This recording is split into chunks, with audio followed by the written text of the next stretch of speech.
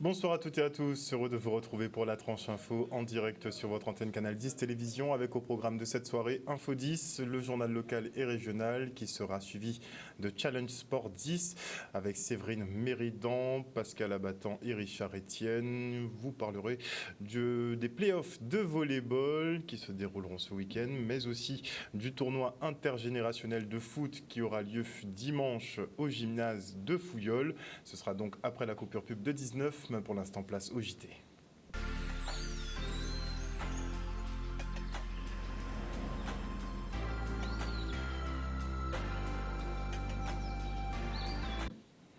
Nous sommes le vendredi 21 avril 2023 et après le prélèvement à la source, les impôts font de nouvelles mises à jour cette année. Vous aurez droit à une revalorisation du barème des frais réels et du barème de l'impôt. De nouvelles dispositions sont prises pour les frais de garde des jeunes enfants.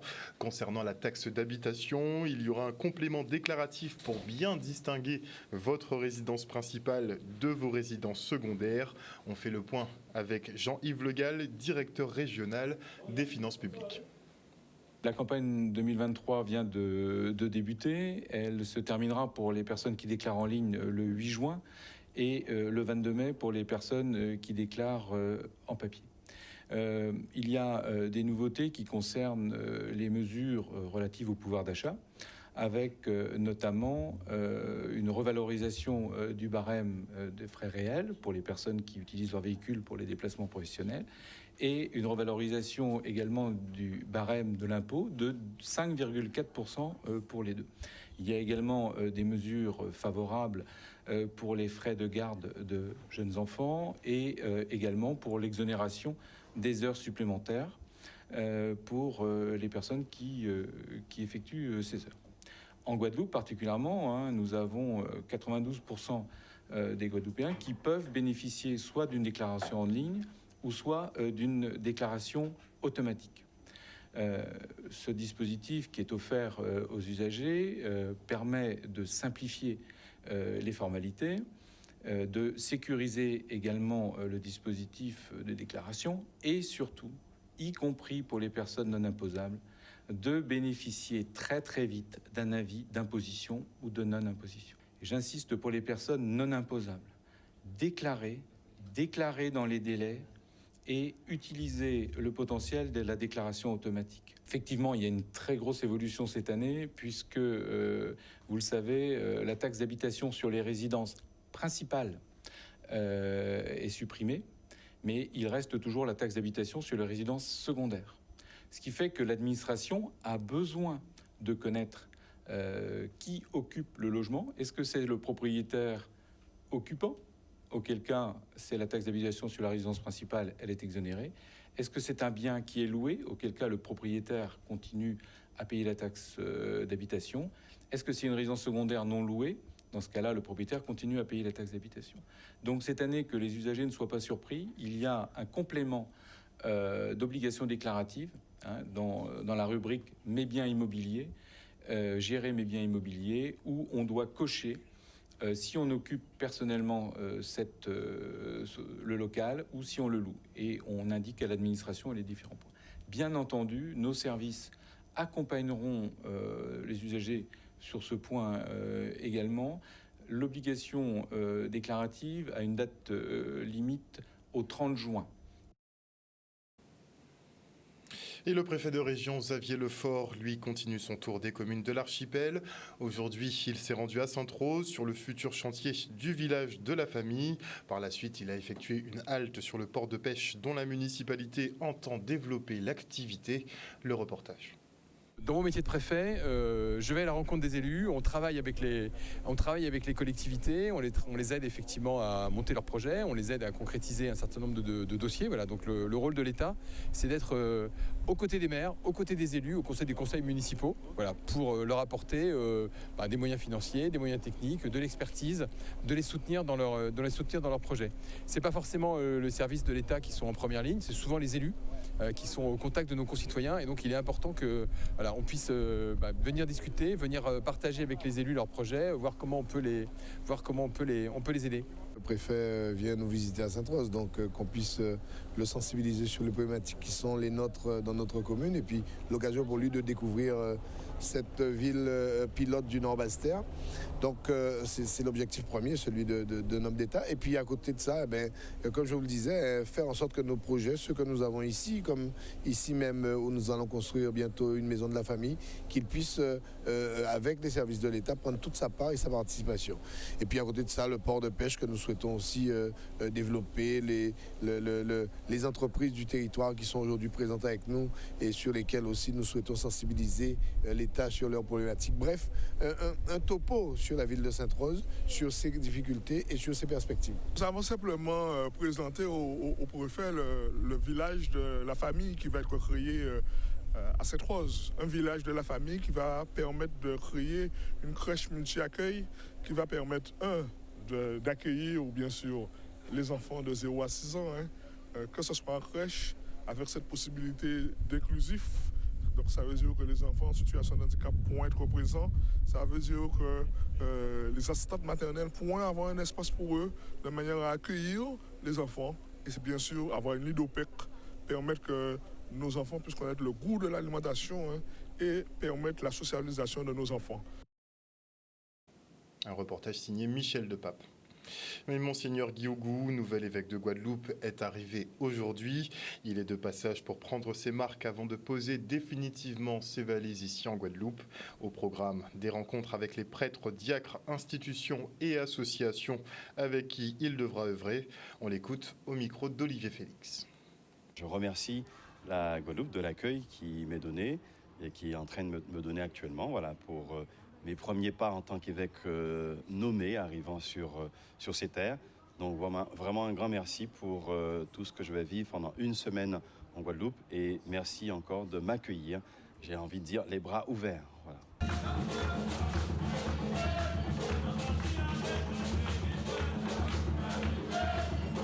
Un frère arrive. Je connais très peu Philippe, mais ce que je connais de lui, c'est par réputation ou bien par lui-même. On a eu des conversations déjà. C'est que du bonheur, c'est vraiment une belle union spirituelle et puis humaine aussi, tout simplement. On est de la même génération. Et puis je suis content parce que quand on a consulté beaucoup de Guadeloupéens quand même, et de Guadeloupéennes pour le choix d'un nouvel évêque, je pense que Philippe correspond tout à fait à ce que désiraient les fidèles. Après, il ne faut pas trop attendre non plus, c'est pas de la magie, c'est un être humain, c'est un frère d'abord, et donc beaucoup de joie. Depuis le 3 avril, l'annonce a été faite et officielle de ma nomination en tant qu'évêque pour Basse-Terre Pointe-à-Pitre. Donc beaucoup d'émotions, beaucoup de joie, à la fois des parents et de ma mère en tout premier lieu, de mes frères et sœurs et tous ceux finalement que je côtoie depuis pas mal d'années dans le diocèse de Saint-Denis et aussi beaucoup de Guadeloupéens et Guadeloupéennes que je connais. Donc vraiment beaucoup d'émotions et de joie chez moi pour cette nouvelle aventure. Je suis encore administrateur jusqu'au 9 juillet, puisque Philippe n'est pas encore ordonné. Mais en même temps, je vais un peu réduire mes présences. Il y a encore des papiers à signer, des décisions à prendre, mais je les prendrai avec lui. Mais c'est moi qui suis encore officiellement en train de tenir la barre du bateau, le temps qu'il arrive, qu'il s'installe. Pour l'instant, pour lui, l'objectif principal, l'objectif des équipes, c'est son ordination du 9 juillet. Ce sera un beau moment de fête, j'espère. Et voilà, pour moi, je vais gérer un peu en sous-main les choses techniques à gérer. Voilà. Donc je vais venir encore quelques fois en Guadeloupe. Voilà. Je n'aurai pas l'occasion de revenir avant le 2 juillet ou le 9 pour mon ordination. Donc c'est important de passer un moment à la fois court, puisque une semaine c'est court, mais en même temps un peu long, où je vais prendre le temps de rencontrer les uns et les autres. Je ne pourrai pas tout faire et rencontrer tout le monde, ce n'est pas l'objectif, mais c'est de rencontrer certaines structures et les prêtres et les diacres du diocèse et quelques fidèles du diocèse de Guadeloupe. Et au Gosier, la police municipale part à la rencontre de la population pour crever l'abcès des violences intrafamiliales. L'objectif, libérer la parole pour soulager les victimes. Regardez. L'objectif de cette rencontre, c'est d'informer et de sensibiliser la population gauziérienne, mais aussi toutes les personnes qui auront souhaité venir à cette rencontre sur les violences intrafamiliales. Quelle conduite à tenir, comment identifier ces violences et puis quel comportement avoir, où déposer plainte, comment s'organiser lorsque l'on est témoin ou victimes de violences intrafamiliales, mais notamment des violences conjugales. La politique publique concernant, bien sûr, l'égalité entre les femmes et les hommes, effectivement, comprend un volet concernant la lutte contre les violences sexistes et sexuelles, et notamment les violences conjugales, les violences intrafamiliales. Et c'est vrai qu'aujourd'hui, nous sommes réunis afin, effectivement, de pouvoir discuter, sensibiliser sur ces questions, et notamment dans le cadre des actions qui sont menées avec le CLSPD du Gosier. Aujourd'hui, c'est une initiative du CLSPD de Gosier, donc du Conseil local de sécurité et de prévention de la délinquance, qui travaille en atelier thématique. Et aujourd'hui, c'est vraiment la traduction des travaux que nous avons initiés depuis plusieurs semaines pour informer la population sur ce qui existe, sur les dispositifs existants de protection, notamment, et puis sur le travail qui est fait par les acteurs locaux. Parce qu'on a trop tendance à penser qu'en Guadeloupe, les choses ne se font pas. Il y a des choses qui se font, il y a des efforts qui sont faits. Et c'est aussi la mission du CLSPD que d'être au plus près de sa population. Cette nouvelle ordonnance, effectivement, elle permet de protéger les femmes qui sont victimes de violences. Alors on dit femmes, mais aussi hommes qui sont victimes de violences. Donc quand on dit protéger, c'est vraiment le législateur a tout mis en place pour qu'elles ne puissent pas, pour que celui ou celle qui vient à leur donner des violences, à commettre des violences sur ces femmes ou ces hommes, qui puissent s'en éloigner. Donc il y a toute une procédure qui est mise en place devant le juge aux affaires familiales, devant le tribunal correctionnel. Il y a des mesures de téléphone d'urgence. Donc toutes ces mesures permettent effectivement de protéger ces femmes ou hommes victimes de violences. Ça me fait dire qu'il y a encore beaucoup de travail à faire, puisque au vu des gens qui sont là, effectivement, ça mériterait qu'on ait plus de présence d'associations un peu plus masculines, de façon à ce que les infos soient partagées. Et on se rend au Jardin d'eau à Goyave pour la finale du concours A Green Startup. Les candidats étaient prêts aujourd'hui pour leur ultime présentation devant le jury venu apprécier l'originalité et la faisabilité de leur projet. Le reste en images. Ce concours a pour objectif de démontrer que les agriculteurs sont aussi des chefs d'entreprise et qui peuvent, dans le cadre de leurs fonctions, construire leur entreprise en tenant et en prenant en compte l'innovation. C'est-à-dire la modernisation, adapter leur entreprise au contexte d'aujourd'hui. Et en mettant en place ce concours en 2020, on a souhaité faire appel à l'ensemble des créateurs d'entreprises dans le domaine agricole, à des entreprises qui existent mais qui souhaitent se développer, pour qu'on puisse leur permettre, à travers un projet innovant, les accompagner en créant des prix leur permettant de poursuivre leur développement. Aujourd'hui, sur ce projet, nous allons présenter les plantes médicinales aromatiques à parfum de nos régions avec Naticulture. Mon projet consiste à mettre en place une conserverie autour du pois d'Angole associé au maïs. Donc, c'est-à-dire que je vais planter le pois d'Angole et le maïs, ensuite le transformer dans un laboratoire pour pouvoir le vendre en sous-vide, en bocaux, en farine, mais aussi en congelé. Je dois dire que nous avons eu 120 candidats. Et nous avons choisi avec un jury 16 finalistes qui, depuis hier, au Jardin d'eau, avec 32 mentors, des professionnels de l'agriculture, de l'informatique, du droit. En fait, c'est de comprendre le porteur de projet, comprendre son projet et l'aider justement à sublimer son projet, justement. Parce qu'il doit l'expliquer et il doit le vendre. Donc on dirait ceux qui ont des fois essuyé les plâtres bien avant lui et on donne un petit peu de notre expérience pour éviter qu'ils perdent du temps en fait et pour aider à concrétiser le projet et pour ne pas perdre de temps dans la recherche ni dans le business model. Il y en a qui sont déjà très très évolués donc on n'a pas grand chose à leur apporter, ce n'est que les accompagner sur des questions fondamentales ou sur la position du projet ou le positionnement ou la position marketing ou la rentabilité. Parce qu'il ne faut pas oublier qu'on a beau avoir une idée, mais ça doit être rentable. Si ce n'est pas rentable, l'entreprise ne tient pas la route. Le choix de ce projet, c'est pour montrer toute l'innovation qu'on peut mettre autour des plantes médicinales aromatiques et à parfum pour pouvoir avoir des surfaces rentables et une économie viable. Alors, je trouve que c'est une belle aventure que j'ai commencé. C'est très bien. C'est une belle chose pour pouvoir déjà rechercher les personnes qui ont des projets innovants. Et ça fait un plus pour la Guadeloupe, en fin de compte.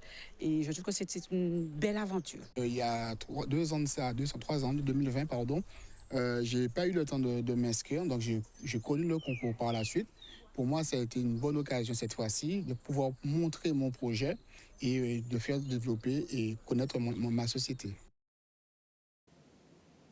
Et à l'heure où je vous parle, la cérémonie de remise de prix suit son cours. On n'a pas encore la liste des lauréats, mais effectivement, le conseil régional a annoncé offrir effectivement le prix de la pépite régionale et donc 1 000 € seront offerts à tous les participants au concours, en tout cas tous les finalistes et donc les 16 équipes qui restent en lice. Et peut-être que, non, c'est pour 19h30, donc on n'aura malheureusement pas les résultats avant la fin du JT. On en parlera lundi. Et à l'occasion de la Journée de la Terre, les résidents de l'EHPAD Nou Grand Moon à Capesterre-Belle-Eau ont procédé à la plantation d'arbres fruitiers, un jardin thérapeutique qui leur a rappelé de bons souvenirs. Regardez. Au sein de l'EHPAD, nous avons initié la notion de jardin thérapeutique. Une initiative qui a été accompagnée par l'Agence régionale de santé. Et aujourd'hui, dans le cadre de cette action en lien avec le Lions Club, nous formalisons une deuxième partie, à savoir la plantation d'arbres fruitiers dans le cadre de la Journée de la Terre qui aura lieu demain. Nous avons voulu, avec les résidents de cet établissement pour personnes âgées dépendantes, d'être là aujourd'hui pour leur permettre de se rappeler leurs souvenirs. Et c'est ainsi que nous sommes venus avec des arbres fruitiers, des plantes médicinales et des plantes aromatiques pour leur permettre de revivre un peu ce moment-là. Et quand je regarde le plaisir, le bonheur de ces personnes, j'avoue que je ne regrette pas que nous soyons ici avec l'EHPAD, avec l'établissement, pour pouvoir organiser cette belle journée. Nous voulions mettre en avant la sensibilisation et bien sûr la mobilisation des résidents concernant le changement climatique et l'environnement et dans le cadre effectivement de leur projet de vie, puisque nous avons parmi nos résidents, nous avons beaucoup d'agriculteurs qui dans leurs jeunes années ont planté des arbres, voilà, donc nous avions à cœur ce projet. Quand je regarde comment elles mettent la main à la terre, comment elles s'organisent, moi j'avoue que en ma qualité de présidente, et puis vous savez que le Lions Club défend entre autres la protection de l'environnement. Donc il était nécessaire que nous soyons là aujourd'hui, surtout comme je le disais, demain c'est le 22, c'est la Journée de la Terre, donc on ne pouvait pas passer sous silence ce bel événement. Un reportage signé Maxime Morel. Et maintenant, je reçois Jean-François Arnolin, président de l'Amical Club d'Arboussier, qui organise avec la municipalité pointoise la 3e édition de En nous mette la Pointe Belle. Bonsoir, monsieur Arnolin. Bonsoir à tous les téléspectateurs de Canadis. Bonsoir, Harold. Alors, on est déjà à la 3e édition, donc on peut dire que ça fonctionne bien. Ah ben, c'est bien parti parce que c'est une action qui mobilise beaucoup de partenaires, qui mobilise beaucoup de monde. Et je crois que cette action-là va durer dans le temps. Donc l'idée, c'est de mettre la main à la pâte. Tout le monde met la main à la pâte pour nettoyer la ville? Alors tout le monde dit, mais j'aime bien Pointe-à-Pitre. Pointe-à-Pitre est une belle ville d'art, ville d'histoire, etc. Par contre, on a vu effectivement que Pointe-à-Pitre, par rapport, il y a beaucoup de... On a vu de la saleté. Par rapport à l'activité économique, on a beaucoup de déchets. Beaucoup de déchets et autres. Pointe-à-Pitre produit du déchet. Il y a des habitants. Il y a aussi l'extérieur. Pointe-à-Pitre est une ville-centre. Pointe-à-Pitre reçoit beaucoup de monde. En tout cas, toute la Guadeloupe, c'est Pointe-à-Pitre. Hein. Quand on a mal quelque part d'autre, on vient à Pointe-à-Pitre exprimer son désaccord, son mal-être, etc. Donc Pointe-à-Pitre reçoit. Pointe-à-Pitre, c'est une ville-centre. Donc Pointe-à-Pitre, c'est en fait une ville importante pour la Guadeloupe. Hein. C'est sûr. Après... Techniquement, ce n'est pas à la charge de la population, mais bon, les finances étaient au plus bas niveau. Harry Durimel, effectivement, essaie de revoir un peu tout ça.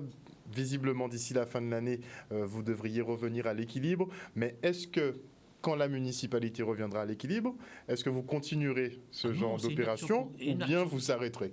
c'est bien une action qu'on va faire durer. Hein. D'abord, on ne veut pas déroger aux obligations de la ville. Hein. La ville a ses obligations.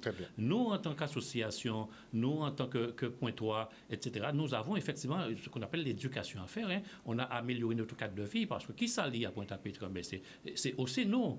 D'accord? Et comment faire prendre conscience, si ce n'est pas à travers des actions comme ça, des opérations, où on veut faire prendre conscience, effectivement, de la nécessité de soigner son cadre de vie, d'être effectivement acteur de la beauté de son environnement et autres. Donc, on a une première étape sur le nettoyage, mais il y a aussi l'embellissement, il y a aussi rendre Pointe-à-Pitre attractif.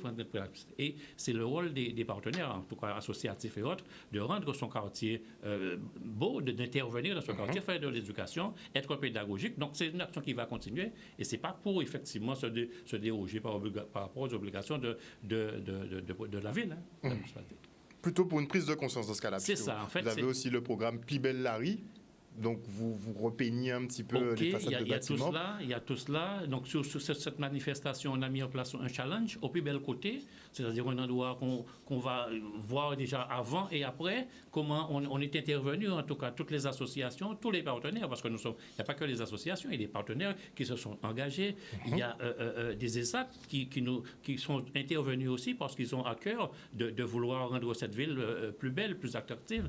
Donc, c'est tout cela, les institutionnels, les institutions sont là aussi, le conseil départemental et autres. Donc, c'est tout un chacun qui prend conscience, effectivement, que nous devons, à travers cet acte, et qui est unique, parce qu'on n'a jamais vu ça dans toute une ville, effectivement, engager une telle action éco-citoyenne sur tout le territoire, sur tout le quartier. Donc, c'est vraiment Pointe-à-Pitre et en fait la première ville à faire cette action et qu'on doit effectivement pérenniser, continuer. C'est vrai que c'était sous l'impulsion du maire. Bon, il a été un petit peu raillé au début parce qu'il mettait ses petites combinaisons pour aller au charbon. Mais effectivement, finalement, ça a bien pris. Ça prend, et pour travailler avec les associations, pour aller sur le terrain, rendre compte qu'effectivement, faire prendre conscience, parce que, effectivement, comme vous le dites, on entend, mais ce n'est pas notre obligation, on doit ramasser les ordures, on doit faire ceci, on doit faire cela. Mais si on ne prend pas compte, nous disons que nous aimons Pointe-à-Pitre, nous aimons la Guadeloupe, etc. Mais si on ne prend pas conscience, effectivement, qu'il faut la soigner, qu'il faut, effectivement, ne pas jeter les ordures, parce qu'il y a une manière de penser des fois, on dit, bon, mais il faut que les travailleurs puissent travailler. On va jeter le travail, etc. Il faut éradiquer cette manière de penser et dire que nous ne pouvons pas jeter toutes nos ordures n'importe où, n'importe comment, etc. Donc, c'est cette prise de conscience. Et quand on a nettoyé, on est fier qu'on a nettoyé et qu'on veut maintenir effectivement cet espace-là. Et ce qu'on voit, c'est qu'effectivement, ceux qui ont participé disent aux autres, mais attends, mais il faut prendre soin parce que nous, on a perdu, on était là, on a nettoyé, on a rendu plus agréable, en tout cas, cet espace-là, et qu'il faut maintenir cet espace dans l'état. Donc, c'est cette prise de conscience que nous voulons effectivement faire passer au niveau de tout un chacun. Voilà. Et une action qui est parrainée donc par le docteur Henri Joseph. Tout à fait. On a rajouté, vous voyez, on a rajouté encore un petit plus. Un petit plus, d'accord. Il y a un challenge au plus bel côté. Le docteur Henri Joseph, effectivement, qui intervient sur les pois. On sait qu'effectivement, l'apport en protéines, on sait tout concernant les pois, en fait, la nécessité de planter des pois. On ne pas s'affliger des mains qui fait non plus, d'accord, on nous prend devant. Donc, vous allez continuer la politique des jardins partagés sur Pointe-à-Pitre? Tout à fait. On a commencé, notamment dans les quartiers sud-est, sorties sud-est, etc. On va continuer à le faire. Il y a des espaces libérés, donc on va occuper ces espaces-là, les rendre plus agréable, mettre de la verdure dedans, planter des pois et autres, et ne pas faire une opération et demain que ça devient en friche, on retourne sur les mêmes choses. Donc il faut éduquer de manière à ce qu'on puisse prendre conscience que ces espaces-là existent, qu'on peut planter des choses, on peut entretenir, on peut créer des jardins partagés dans les quartiers et autres. C'est cet esprit-là qu'on veut inculquer, en tout cas, à toute cette population. Mais Pointe-à-Pitre, ce n'est pas que les Pointois, mais on invite tout le monde, la Guadeloupe entière, parce que la Guadeloupe, comme je disais tout à l'heure, c'est une ville-centre et qu'il faut que tout un chacun investisse. On dit qu'on aime la Guadeloupe. Nous aimons Guadeloupe. Nous ne pas dire ça tout l'air, mais on aime Guadeloupe. Mais je veux juste dire quelque chose. Quand on voit les opérations de collecte d'ordures, etc., je souhaitais que nous Guadeloupe, si nous aimons tant que ça, il faut nous-mêmes investir, nous aussi participer et être là. Donc, c'est pour ça qu'on demande à tout le monde de la Guadeloupe de venir, effectivement, s'inscrire dans cette action et pour pouvoir rendre la Guadeloupe que nous aimons tant enfin Pointe-à-Pitre que nous aimons tant, la rendre plus belle. Alors il faut venir avec quoi? On peut venir les mains ballants ou il faut ramener quelque chose? Alors on a prévu de quoi quand même? On a prévu... Tout le matériel sera à disposition. Alors le petit matériel, effectivement, le met à disposition.